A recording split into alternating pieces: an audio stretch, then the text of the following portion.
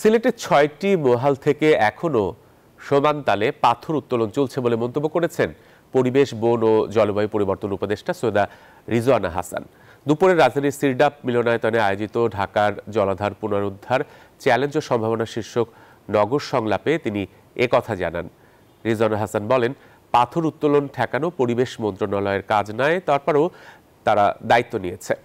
রাজনৈতিক ও প্রশাসনিক সদিচ্ছা ছাড়া এই উত্তোলন বন্ধ করা সম্ভব নয় বলেও জানান তিনি।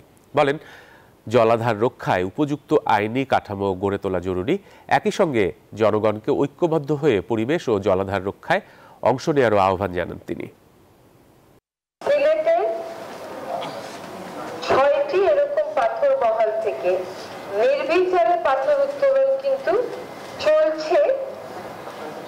আমার প্রথম মামলা করা হচ্ছে ২০০৯ সালে, তারও ধরেন ২ বছর আগে থেকে এরকম চলছে। এটা কিন্তু ২০২৫-এর কোনো ঘটনা না, এটা এতদিন যাবৎ চলে এসছে। কিছু কিছু পত্রিকা লিখেছে, বেশিরভাগ পত্রিকা, বেশিরভাগ গণমাধ্যম এটাকে খুব গুরুত্ব সহকারে প্রকাশ করে নাই। এটাই বাস্তবতা। পাথর কিন্তু আসলে আমার মন্ত্রণালয়ের বিষয় না। আমি পরিবেশ করি বলে এই দায়টা আমি নিয়েছি।